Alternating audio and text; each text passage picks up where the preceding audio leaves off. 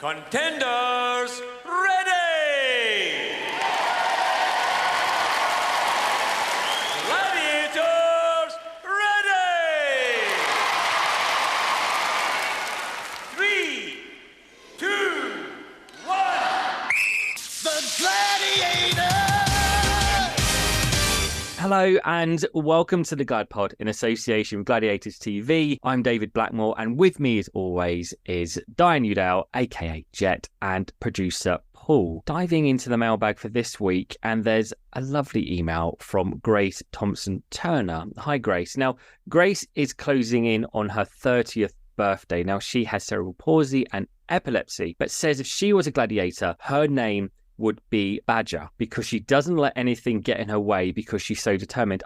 Grace, I absolutely love this, and I think Badger would be a great name for a gladiator. Paul, has there ever been a Badger? No, there has never been a Badger in any of the international versions across the world, so it's a very unique name, Grace. The Nigerian gladiators have had a T-Rex, hippo, and my personal favourite, hot dog, but never a Badger. So yeah, it's a unique name. And also the gladiators, the Arabic gladiators have had a hyena and a bat as well, so pretty close but not quite. The T-Rex, did that person have particularly short arm? I was more confused with the hot dog. Hot dog. What was hippo? Again, is that someone who perhaps in another, I'm just trying to think. So presumably someone it was a bit larger. No. What? Oh, hippos have a big temper, so maybe it was somebody a bit like our original Shadow you don't mess with. Maybe. Okay, Paul, another strand. This is like my favourite thing on intros. I need you to find out more. I need more names for us to discuss. We should do a whole episode just on names. Oh, Di, also, Grace mentions in her email that she loved meeting you at Comic-Con in Middlesbrough. Do you know what, even for you, and I know you mentioned this a few times, but it really is so wonderful for you to just keep meeting the fans all these years on, isn't it? It is. Oh, and hello, Grace. I do remember you, but you're right, David. The interface and the opportunity to spend not just a few minutes, but quite a few minutes with anybody who saved their pennies, have saved their albums from 20, 30 years ago and made the effort to come across public transport or drive across the country to go and meet us. We spend the time with you. They always stick me at the end of the table because they know I spend a lot of time with people. But I love listening. I'm a counsellor, so I love listening to people. And I genuinely enjoy, as I said, getting to meet and give you a big hug as well sometimes. I enjoy that too. I think Lightning's quite similar. They always stick us towards the end of the table. Oh, those two, they're off. Oh, they're still there. But you do just want to spend that time with somebody who spent 30 years still holding a torch for their favourite family show. Yeah, and actually, I've never been to one of these events. Are they all roughly the same? Is it meet and greet? Is it Q&A? Presumably people bring along things to sign. Like, how does it normally work at these events? So what you'll have is some kind of large arena space, or 2 or 3 of them booked out, at maybe like an exhibition centre. And what you'll have is not only Gladiators, but you'll have other iconic shows like Doctor Who, some of the Star Wars films, Stranger Things. We've even had a group of the cast from there in most recent years. And people just queue for so long outside of these exhibition halls, and they bring whatever they've got, really. And the main thing they want is you to sign something, but have a selfie with them. And it gives you a chance to stand up and you can give them a big squeeze, particularly with the cold from having stood outside. And I just absolutely love them. And the thing is, you sat there signing, then you look up and there's T-Rex in front of you spitting flames, because you just get what they call when they do all the dressing up to an extreme with costumes that are often quite handmade, and they're incredible. So you've got Chewbacca in front of you, you've got a Star Trooper in front of you, and then T-Rex from Jurassic World. It's a bit surreal. I once went to one and there was a guy who was dressed up as a cardboard wolf out of Gladiators.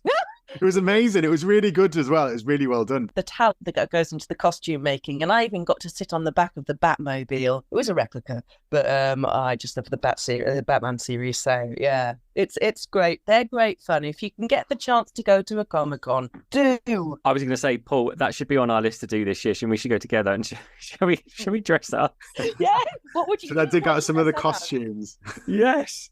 And also just reading that liner from Grace about meeting you, Di, and presumably she doesn't say, but presumably for the first time, it took me back actually to meeting you, Di, for the first time when you came on the show. 2015, I want to say, or was it 2017? It would have been 2017, yeah. And I can the thing that, you know, sometimes with memory you can remember a specific moment, and you guys had gone to have your picture taken after being on the show, and you had to go kind of round a corner at the old This Morning studios. And I can remember just thinking, right, that was always my time to, when you want to try and have a chat with someone or take a picture with them, that's always a time when they're having their picture taken, because they're off the show, it's all relaxed, it's all chilled. And I can remember just like how hard my heart was beating. It was like coming out, you know, the cartoons when it comes out like really far, it was like, be cool. And then when I came around the corner and I was like, you know, and I can't remember exactly what I said, but I can still visualize just coming around that corner and seeing you guys. I'm like, gosh, I'm like 5 paces away now. Then asking to have the picture with you. And was it James or was it Mickey? I can't remember who was on with you that time, but whoever the other guy was, well, you've got to have a picture of all of us. You can't just have a picture with Di. And I literally pooped my pants, because I was like, here is a gladiator who is towering above me, who's saying, you know, why just pick her? You know, get a picture of all of us. And so, yeah, but the only picture I think I've ever posted was one of you and I.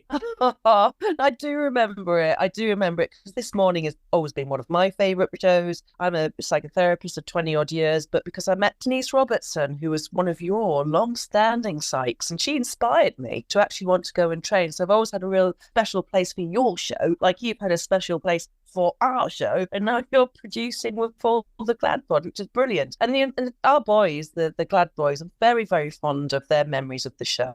So anyone that brings us together and allows us to breathe life back into the memories that we have of the show will always be fondly thought of and nicknamed then our Glad fam.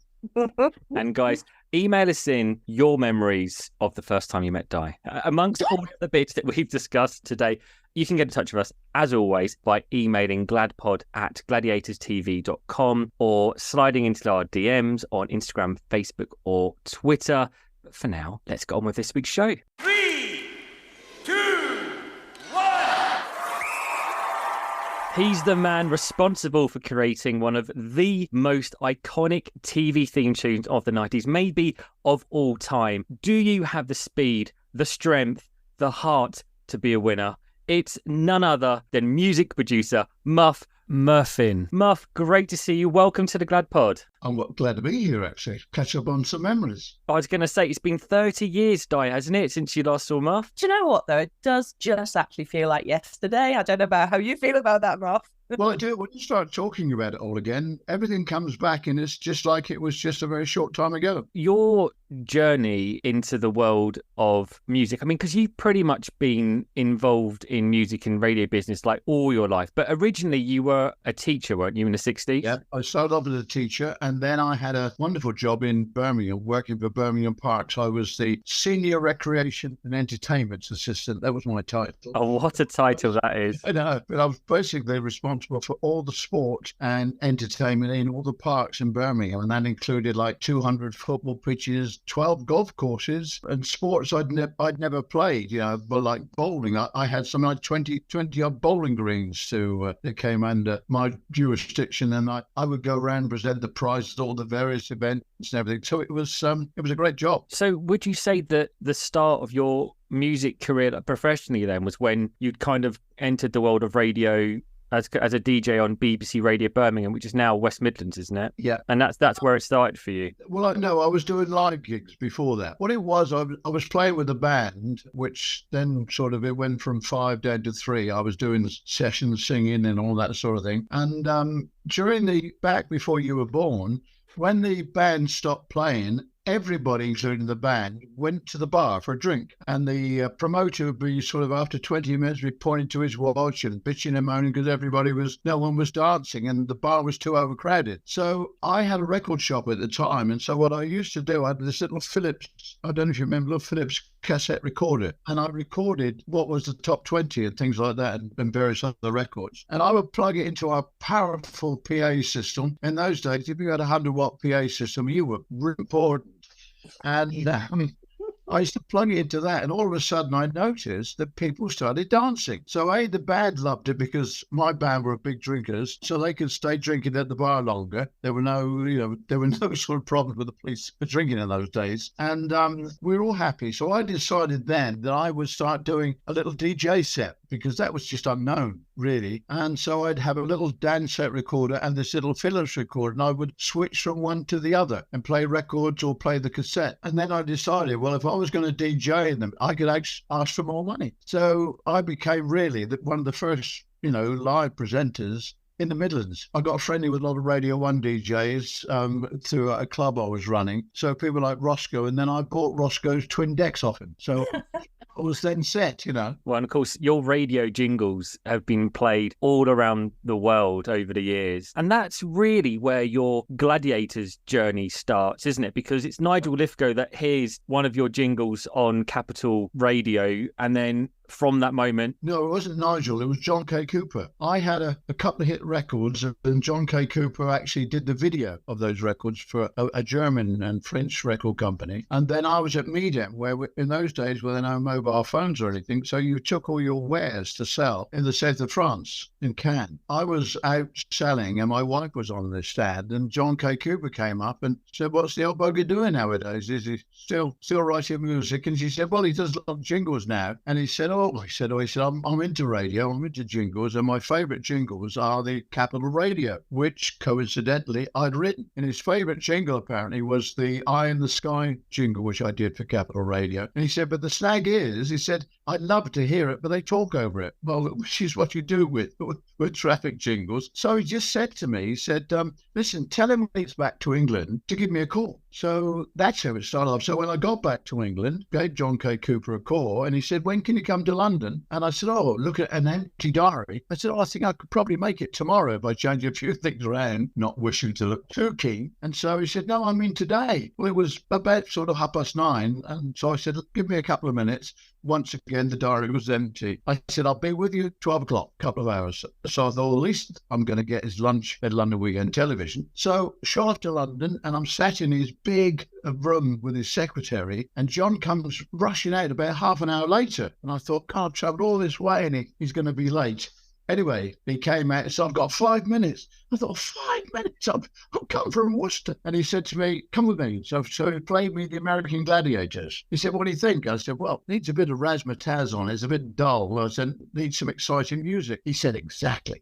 You do the music in the style of those Capital Radio jingles. He said, and I'll add the razzmatazz. So I said, okay, how long when do you want it? He said, I want it within 2 weeks. And I went, no problem. My little feet were pedaling away like a duck in a mill pond. 95.8 traffic update with the flying eye.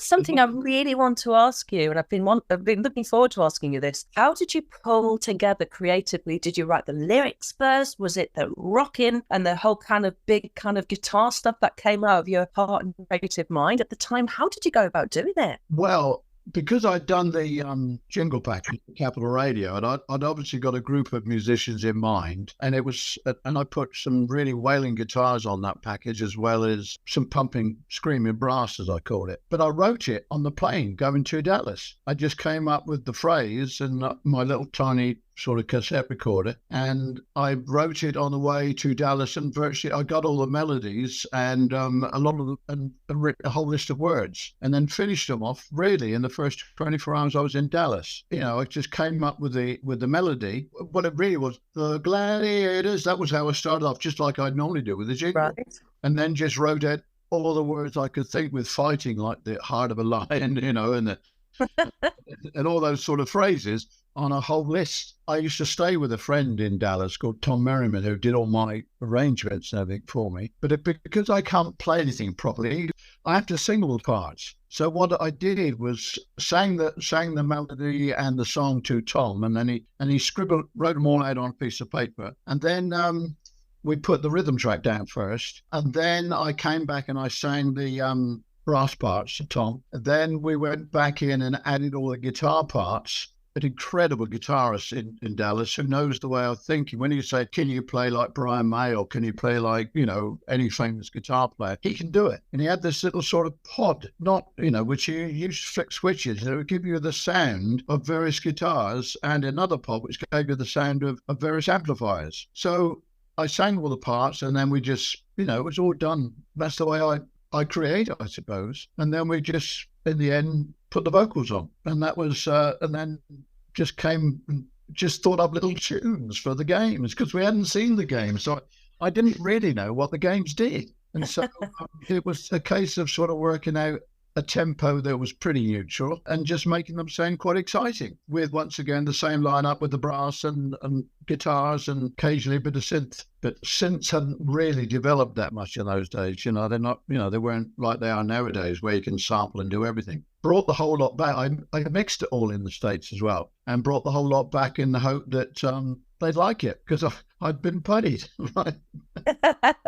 But then it got very interesting, because I played it and I really liked it. And I phoned up John, and John said, he said, well, I'm the executive producer. He said, I will produce the first set. He said, but I want you to meet Nigel and Kenny. He said, they're going to direct it, under me. So I came down to London, and John introduced me, and John introduced me to Kenny, right, and Nasty Nigel, as he became known. They looked at me. They hardly shook hands with me, and then we walked and said, well, we're going to a new office just down the road from London Weekend Television. And it was a glorious sunny day. They didn't speak to me at all. They didn't, it was like, I thought, do I smell, or, right? So we went down to this room, and they had this big boombox. And of course it was on a cassette, in the days of cassette. So I put the cassette into the market, into the machine, and they still weren't talking to me. It was really strange. I played, I suppose, the opening 30, 40, 50 seconds, and Kenny said, it's effing marvellous, right? And and Nigel then said, I agree, he said. And they both, and so Kenny said, well, what does that mean? And he said, I just can't believe it's so good. And they both burst out laughing. And of course, when people laugh, you tend to smile as well, don't you? So I'm there smiling. And Kenny said to me, he said, listen, he said, we've got to apologise to you. He said, but when we heard that we got this job, he said, we're freelancers. He said, so we knew this could be the start of a fantastic career. Me, I didn't know, because, as I said, I didn't really know the programme. And they said that what had happened is that when John K. Cooper, the producer, had said to them, this is what I want you to do and produce this, we said to him, well, the music's important. And John said, I know, my mate's written it. And they both looked at each other and said, who's your mate? He said, it's Muff Murfin. And they went, who the F is Muff Murfin? He said, you'll love it. He said, when he produced it, this was before I'd written it, before they'd heard it. So they thought, oh my God, our future depends on this. What are we going to do? And so they said, we went to Queen and asked them how much they would charge us to use some of their music. £250,000. He said, well, you've blown the budget, which was, like I said, was 12 grand. So they sort of laughed and said, listen, this is great. So they then played all the other tracks. And then they said, well, listen, in an hour's time, we got all the managers coming in, because this is going to be our headquarters. So he said, will you introduce it? I said, oh, no, I don't know any of these people. I don't think I could do that. So anyway, when they came in, Nigel introduced the music and said, you got to listen to this, guys. At the end of it, everybody applauded. So I felt a little bit embarrassed, but that was how it started. So it didn't kick off on the best foot, but it ended up on the right foot. I'm not gifted in terms of music or the creative arts in that sense. So I was just trying to get my head around. You're saying about, getting it together in your mind on a plane. Is there a eureka moment that you have when these, because obviously you're doing it when you're on the plane, so you're probably not in the mindset of, right, I'm at work, I must come up with this. So was there a moment or a eureka moment where you're like, that's it, I've got it? No. What it is, I tend to write to order. You always dream of saying one day the tune's not going to come, or the phrase is not going to come, and you worry about that. Fortunately, with jingles, because they're sort of short, I find them quite easy to come up with. I'm still, believe it or not, writing jingles now. It was just on the plane, I got to the stage, remember I'd been paid, right? So I had to produce this music, and I'd done not a lot about it. Nothing had come to mind. I've been writing other jingles and working in my studio. So it wasn't until I actually got on the plane that I thought, I've got to do something about this. I can't arrive in Dallas with nothing. And so I just started, and the the Gladiators. That's the first bit it came from, and then it was da da dum da da dum da da dum, and it slowly came. And I suppose within 2 hours, I'd written the theme tune and put it virtually together. Just changed a few things when we started putting, writing stuff and that. Do I extend this or do we extend that? And that was it. So that's the way I do everything. And I do tend to leave it to the last minute. So some fans may not know this, but there are actually 2 versions of the Gladiators theme tune. So it was recorded twice by 2 different vocalists. And if you listen closely to the TV version versus the CD version,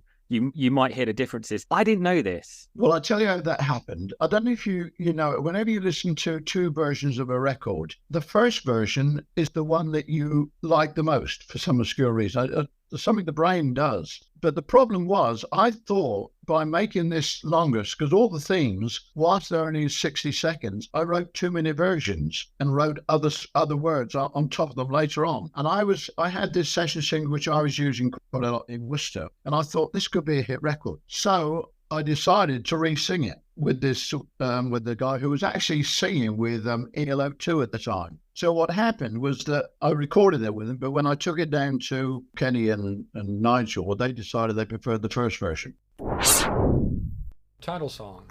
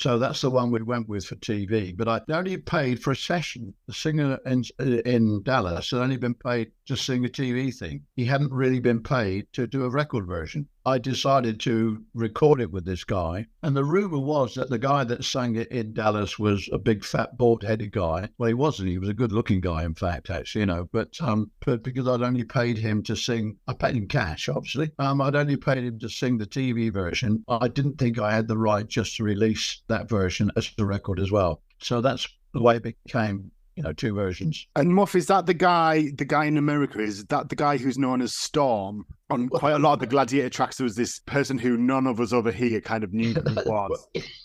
Almost sounded like a gladiator himself. Well, the record company came up with the name Storm. I didn't have a name for the band or group or anything. So they came up with that as well. That's how, that's how it came to be.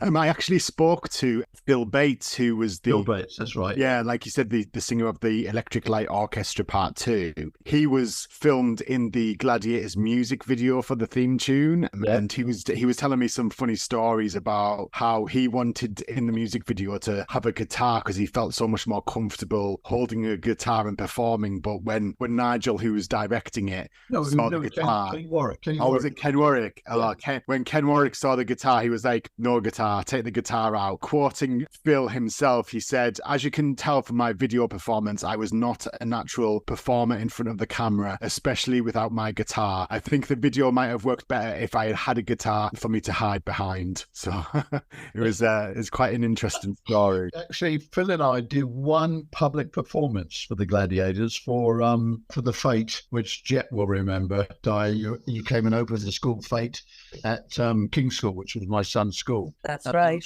Well, I did a deal with several of the Gladiators, as well as Ulrika, to come and open my school Fates at £500 cash. Right.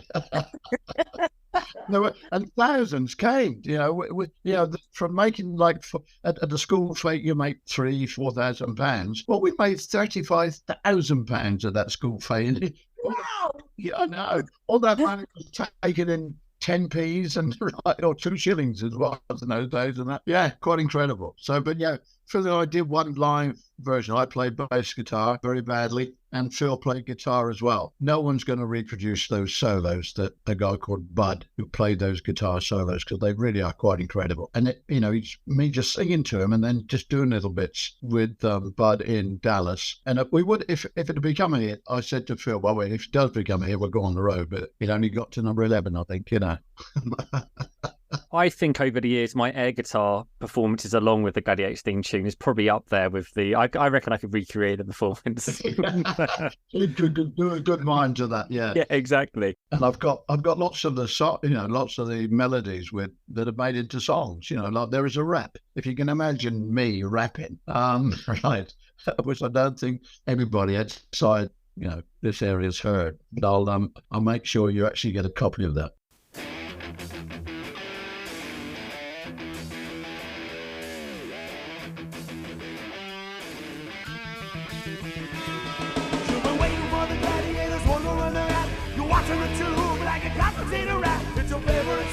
On the TV screen, where the gladiators come on, lean and mean. Oh yeah, gladiators. Oh yeah, they're back. Here's some news that you're really gonna dig. Show's back again and it's really big. You gotta tune in for the gladiator power. Get ready for the hitless TV hour. Oh yeah, gladiators. There are two thoughts from me, Muff. Why do you think it is so iconic and so loved? And at the time, did you think this is the best work I've ever created? Or was it just, for you, just something you thought was great, but, one of the other great things that you've been doing at the time? Yeah, that was it. I just knew I had to produce it. As I said, I've been paid, so I had to do it. And when you get it in your mind, it's the funniest part about it. I can always hear the finished thing in my mind. That's why when Tom was doing the arrangements, I had to sit with him and sing them, which is so frustrating. But Tom Merriman is one of the greatest arrangers of all time. He was older than me, but during the war, when he was the American bandmaster and he used to create all these bands, he created the Glenn Miller sound. He created all those big band sounds, because when all these band, they'd put down their instrument and go and fight for Uncle Sam. But they started forming these bands, which they sent all over the world. So Tom had to do the arrangements with whatever musicians he had, and that's how the sound of some of these big bands came up. He used to do all the arrangements for Satchmo.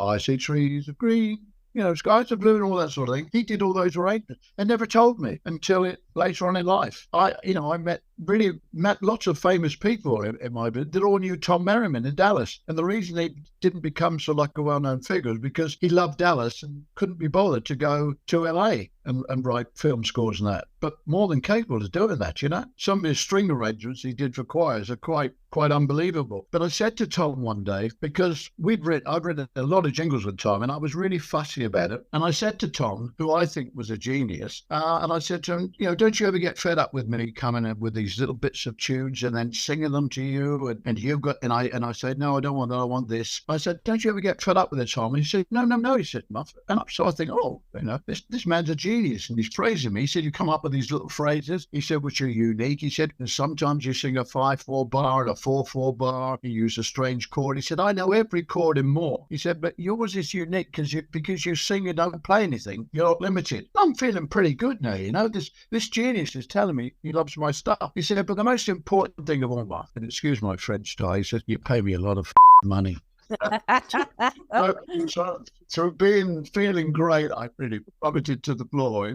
Something comes to mind for the three of us when we're thinking about how the creative process is and writing music and the amazing stuff that you've been doing. Now, to do all sort of kind of the bed music, I think you call it, for some of the events that you've never, ever even seen. How did that come about? I need the brief. I need a pretty precise brief. It's like, do you remember that opening part? I don't think whether you heard it, guys, where the dancers came on and the gladiators came on. Yeah. The brief I had for that, he said to me, he said, right, what I want, this was Kenny, what I want you to write, Muff, he said, I want you to do a cross between the Gladiators and 76 trombones. If you think of it, and think of it like that, especially the second part where that drum comes in, that's what that was. But even that, when you used to hear it and see the dancers and the gladiators coming on stage as the introduction and hear that big thumping PA, I used to sort of sit there and think, God, I do love that. Yeah. It just looks so great. And it'll be sad if the new show doesn't use that, because it just kicks the show off and gets the audience.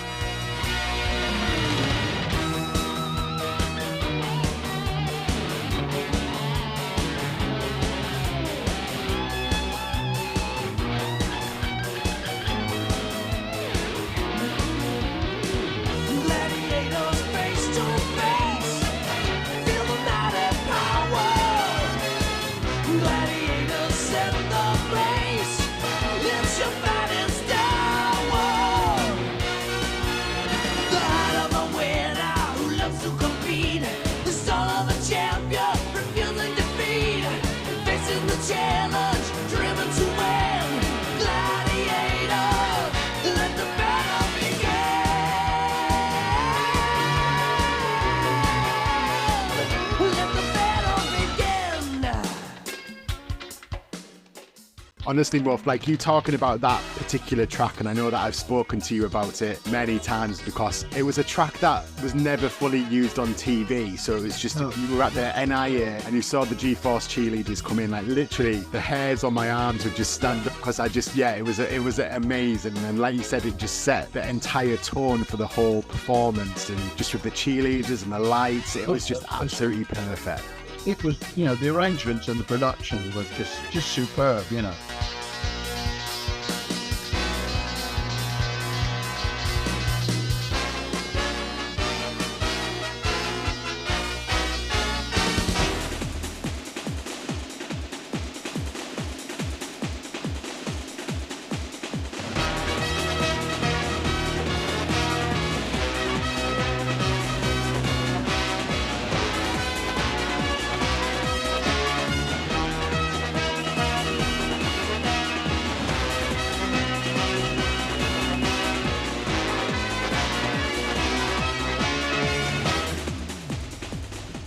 And it's quite funny because I went out for lunch with John K. Cooper the other day, and we were sort of talking about the Gladiators and how it happened and everything else as well. And he said, my worry is that London Weekend Television had a lot of money. He said, the BBC don't have so much money and have to justify all their expenditure. And he said, and I worry in case they do it a bit like that other version that was done on Sky, the guy that used to work for me did. And he said, if they do that, he said, that was comedy. He said, the Gladiators isn't. Gladiators is a challenge. And as you can remember, Di, because you got injured, they were really going for it, and at the back, there was always two ambulances and 3 doctors ready for any accident. And they did happen. People got injured. he felt that unless they do it the same sort of way, it won't have the same impact. It'll be one little sort of series and then gone, you know? It's got to be done right. And Muff, with some of the event music, so what was the process really, or how did you feel when, I don't know, the music for Powerball was changed to a totally different version? Did this happen once you'd kind of seen Powerball in action, once you'd seen it for the first time and you thought, actually, okay, this needs to change slightly? Tempo wasn't quite right.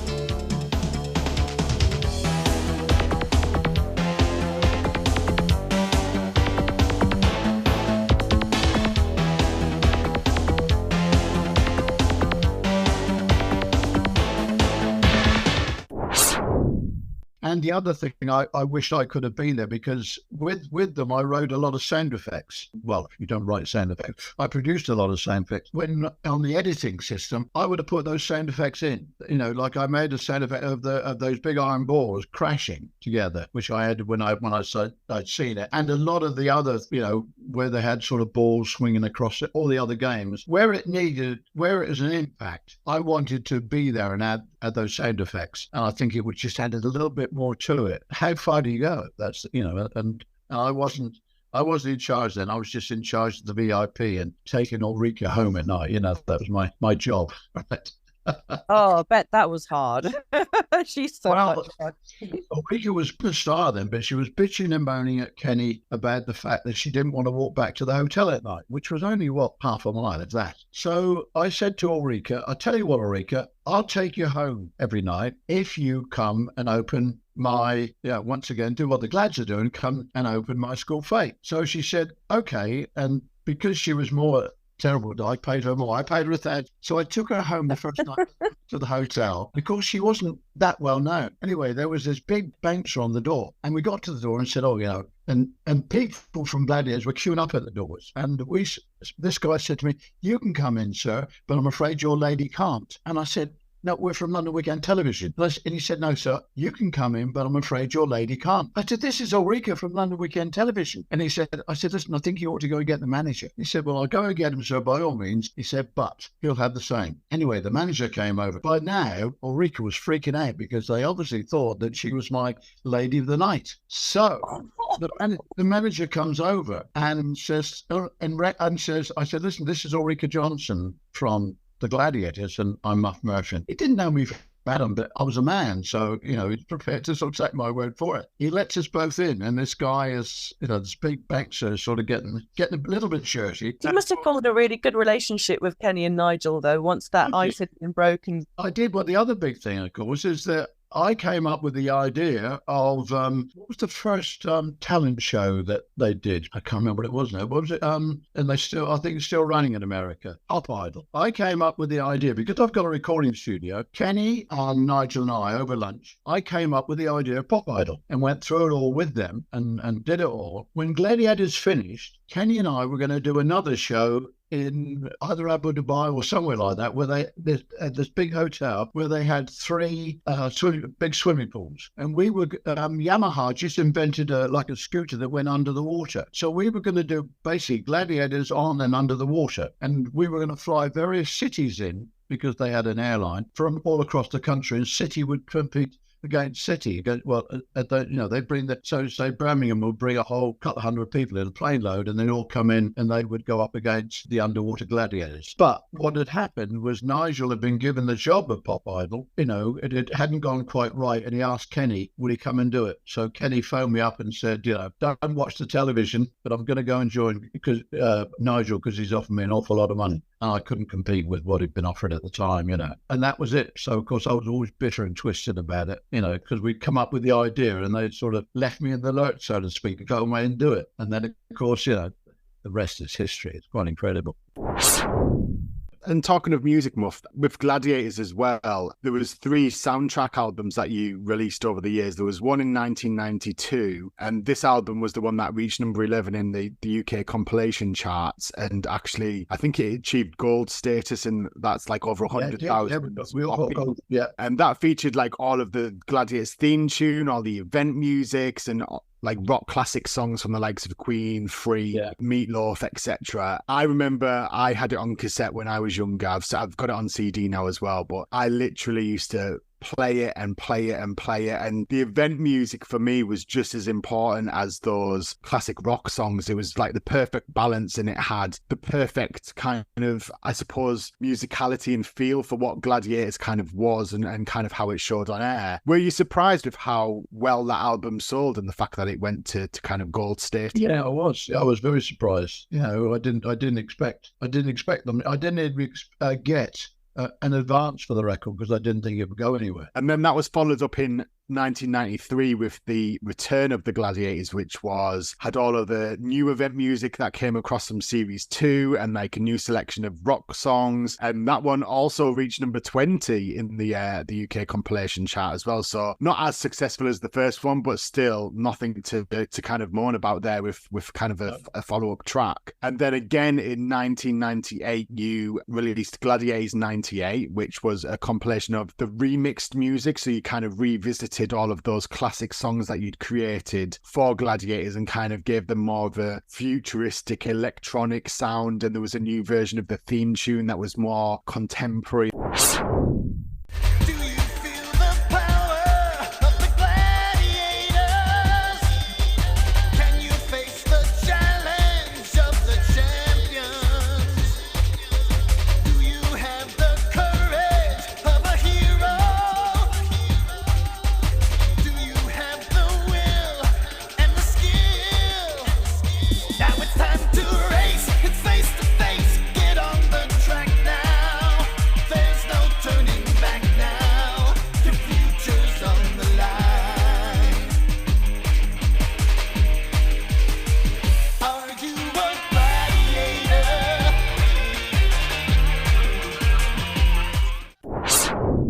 What did you think of that album? It was made just to sell at the shows. That's all. It didn't get a release through anybody at all. I paid for and pressed them all off. And in all fairness, Paul Farah did most of the tracks on there. Because he was working with me at the time in the studio. That's the way I did that. But it was just built to sell at the shows. I mean, I know that the music is one of the key talking points. I know that Gladiators was an action show, but the fact that the fans are so passionate about all of the music tracks and all of the albums and wanting to kind of collect the full kind of set of event music is something that's kind of very popular with them. And like I say, the amount of people that I read online that would love to kind of explore the archives of the event music is unbelievable. And there's also such a demand as well for online streaming. And I know that the fans would love to know if the Gladiators tracks would ever be available as for download or on streaming services like Spotify. Is that something that could potentially happen? Well, Paul, you reach a stage in life when you think that, what am I going to do with this? With all my music. My kids tell me that when I die, they'll just get a big skip and throw it all in. I know it's terrible. I have kept all the Gladiator 20, because we've all done on 24 tracks. And I've kept all those, but I have digitized it all and put it on big hard drive. I would be quite happy if I could find someone to do the work like you, to come up to my studios and listen.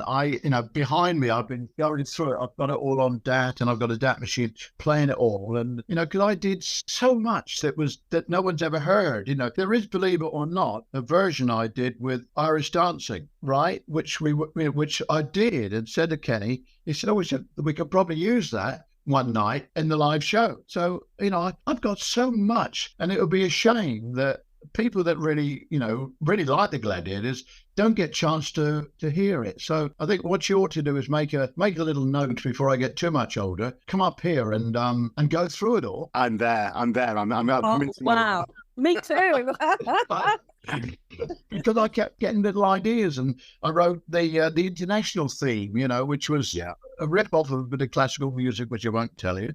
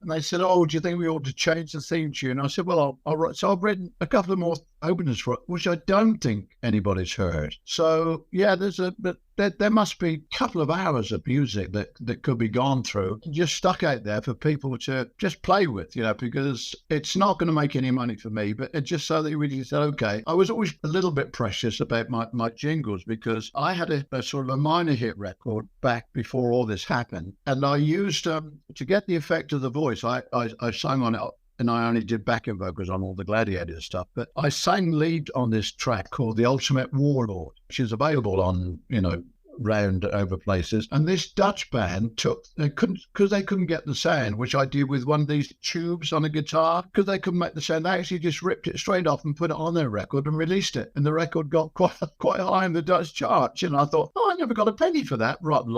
So I got a little bit precious of it. And my jingles used to get everywhere. And that's why I'm known as Ed Johns, which is to my middle names instead of Muff Murfin, because I get so many emails asking for jingles. I could spend a full-time job just copying jingles for people, but what they were doing, they were using little tiny race, the little, even more so now, using and getting singers to sing over the top of them, so they just use it. But I don't care anymore. I've got to the stage where they're not going to make me any money, so why be precious about it? If they want to use it and it gives them satisfaction, puts a smile on their face, great. And that's the way I feel about it now. So you're welcome. Well, Muff, we'll definitely have to talk after this about me go through all of that music and then kind of make it available for people, because, people listen to it when they go into the gym and they're working out, and it kind of, like you say, it just gives them that feel of playing the events. I know I used to kind of put it on my headphones on my cassette tape and swing around in the park, imagining that I was kind of doing hang tough and things like that. So, I'll be there. You would have loved what I did one night when I think my son did it with me. When everybody had gone, and Di would remember this, we all went to a room which they used to call hostilities instead of hospitality. It was all set up, right? Because what they did, we found the biggest problem with changing the sets. It took too long. And I wrote the Gladiators Stomp and other songs that could be used when things didn't quite go according to plan. It took longer to set it up.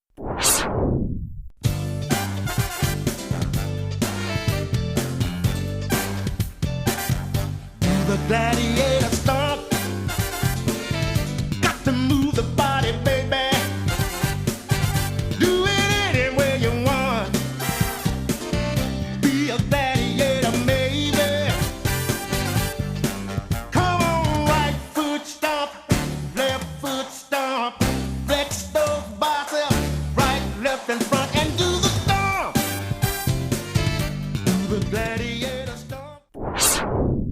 So what they would do, the game they finished on would be left up ready for the game the next time. But they left up the eliminator on, and I went around the eliminator. The travelator wasn't working, right? but I did the Eliminator. So Oh, wow. you know, I was a lot fitter then, but I tell you what, I did have a ball. You know, That's amazing, because not a lot of people were allowed to do that Eliminator course. one was Not even the allowed to. Gladiators.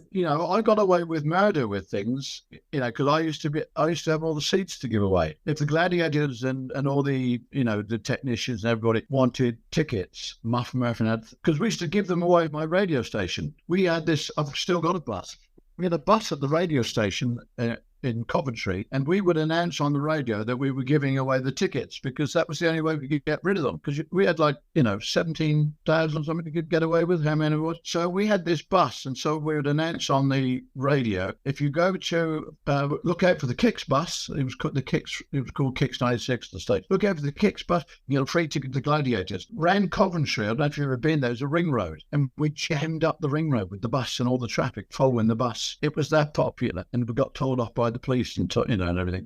Yeah, so giving away the tickets so I was powerful. I could give away, if you wanted a dozen tickets for your family, see Muff Murfin. So Muff, I wish I'd known you back then, because I used to have to apply and send it all to my friends and family just to try and to get that through, to get into the arena. There was one thing that I wanted to touch on after, obviously, with the 3 albums, which, like I say, I was a massive fan of, as were a lot of the Gladiator fans, but there was also 5 Gladiator singles that were released, and I'm not sure if you were kind of involved with all of them. I know that you'd had an involvement with some of them, but there was the Gladiators. I had involved with the first one, which was the theme. Okay, yeah, there was the Gladiators main theme that was released in November and reached number 80 on the charts, and it stayed in the charts for 4 weeks. And then there was a We've Got the Power by Sonia. We will rock you. We got the power. I didn't know if you had any involvement and understood where Sonia kind of suddenly came from with the Gladiators music. Then there was one that I think you had a connection with, because there was a kind of a double A side with Wolf and the Trogs.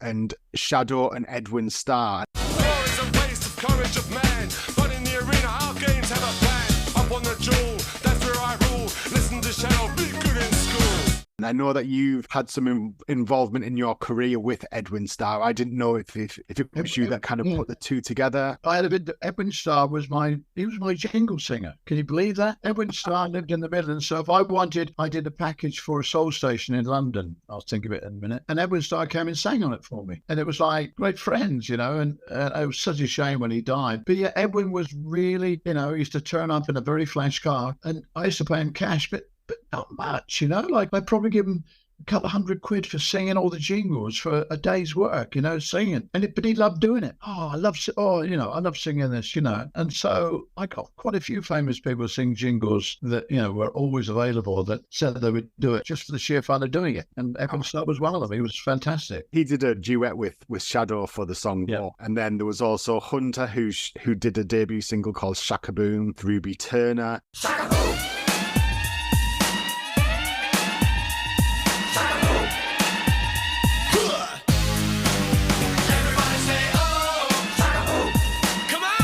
And finally, the Boys Are Back in Town, the cover of Thin Lizzy track, it was performed by all of the Gladiators team as well.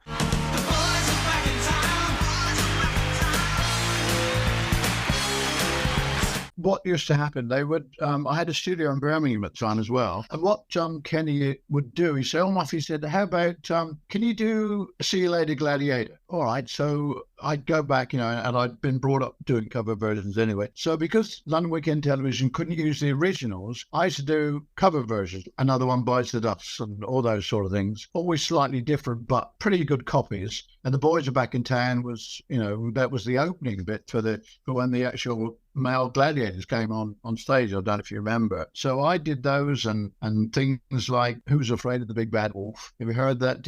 So I did all those funny little things, Who's afraid of the big bad wolf? Big bad wolf, big bad wolf. Who's afraid of the big bad wolf? remember singing, because I could sing falsetto, doing girl parts and changing the speed and that to get the effect, you know.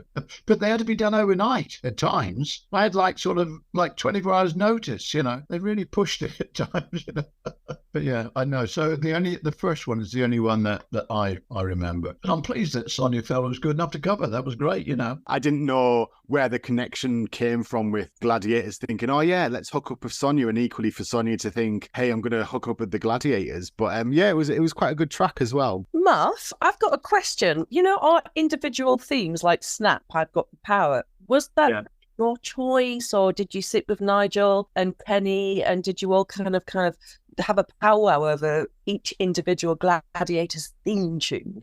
Well, they sort of came up with it, and I, you know, those that I could cover, I did. And then those that I didn't cover, we pretended I had covered.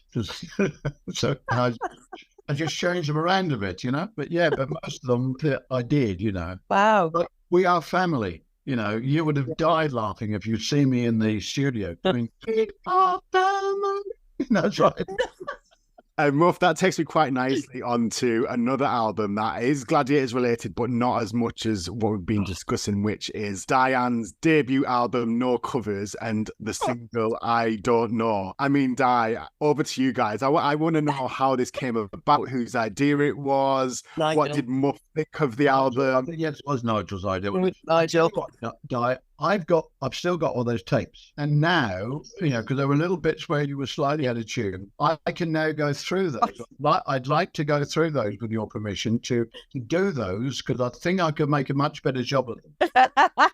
Fantastic. With today's technology, I can sing a lot better now. Not that I actually indulge that much. You were thrown into a studio and expected to behave like a blooming pop star, which is very cruel.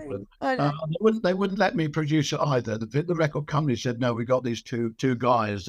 And so, and I look at it, you know, and I thought if I could play with those again and do different things, I think I might, well, I finally retired. I think I'll make that my job. Bless you. I actually wrote, I wrote it in about 5 minutes. You did. I did. You wrote that. And I was quite proud of that to this day, but you know, and I had a musical theatre, sort of singing, dance and acting training in my background. It didn't qualify me to become someone to do an album. So Nigel, do you know what an experience, hey? Well, exactly. I don't know what you want me to be. I can't live this fantasy. I don't know what you want me to do. I can't live my life through you. I don't know what you want me to be. I can't live this fantasy. I don't know what you want me to do. I can't live my life through you. And it's another album that we need on the streaming platforms as well. That's right. Okay. I'm so going to pick you in the ribs when I see you. Muff, who was your favourite Gladiator, present company excluded? Thank you. Di was, because she stayed with us, and I can remember, you know, one of the most lovely moments was my daughter, because you played, was it the clarinet, Di, or the flute? The flute, yeah. The flute. You played the flute. My daughter was learning to play the clarinet, and you played together. You know, my daughter was, we did lovely things together that, you know, naturally. Together. So yeah, so Di was my favourite. I got to tell you this as well, Di. You've just seen Greg. Well, Greg at the time was about 13, 14, 15. I can't remember now. At the local school. And obviously the teachers would come to Greg to get tickets as well. And obviously you used a shared bathroom at our house, because that's what we had. Where are we going with this, Muff?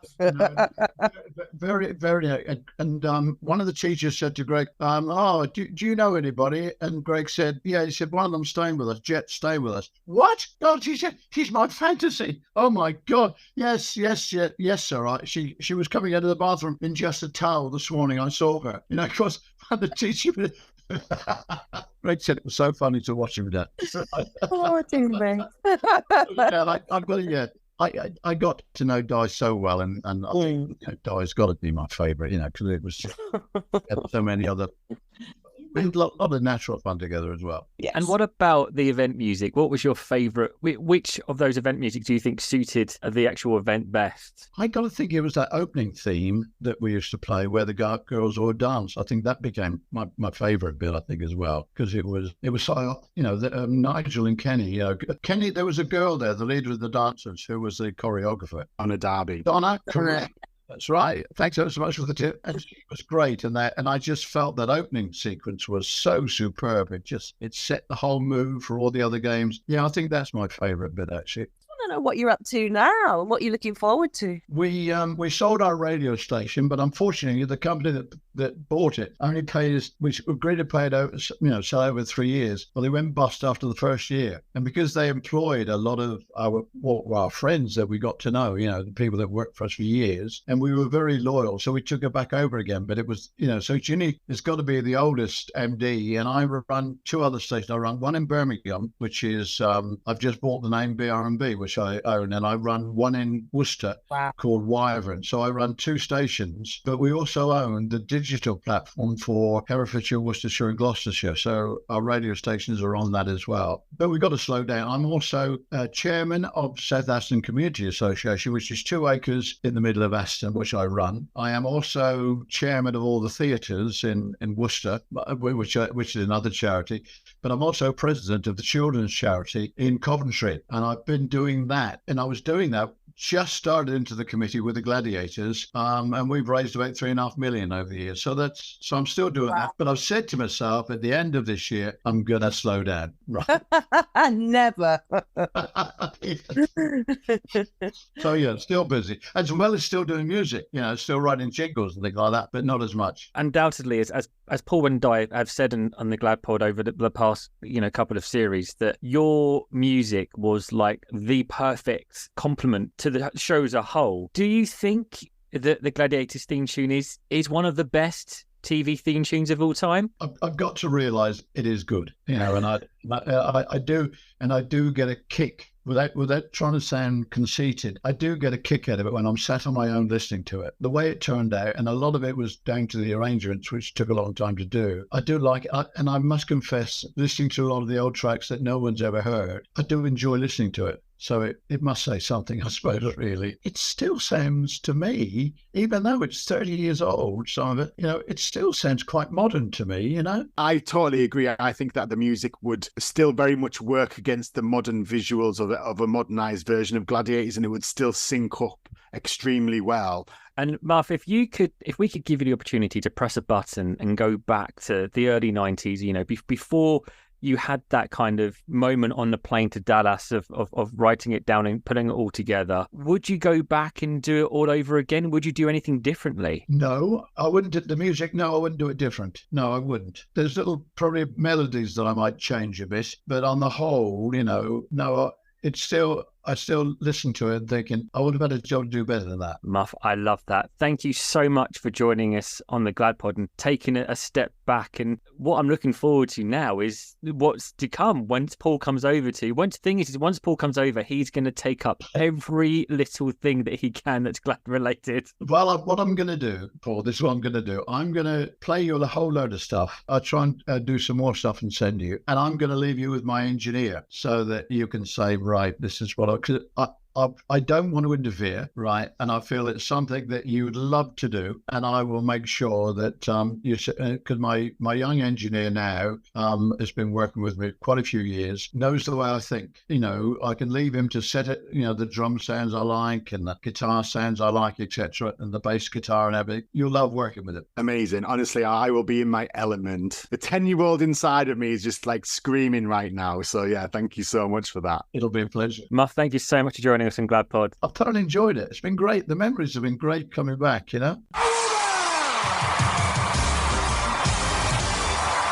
Well, there we go. Muff Murfin on Glad Pod. It's someone died that I know you've been wanting to get on the Glad Pod for, pretty much since we started. What a great chat he was. Absolutely. I have a personal connection with him and his lovely wife and his family. And he's the gift, literally. Isn't it? It's very kind of cheesy to say the gift that just keeps on giving. What a beautiful soul and a massively talented man. I'm so glad he's part of the Glad family. I mean, he's pretty much a genius, isn't he, to be fair? Yes. The fact that he wrote one of the most iconic theme tunes of the 90s, if not the most iconic theme tune, in 2 hours while on a flight to Dallas. I mean, I never knew that story before. Yeah, and I think for me as well, I'm not particularly... I have no musical talent whatsoever. So I just wanted to find a bit more about the processes. And actually, I think what I've discovered is he didn't have a eureka moment. There wasn't something that just popped into his head and he was like, right, that's going to be it. It was just part of his job. He got paid to do it.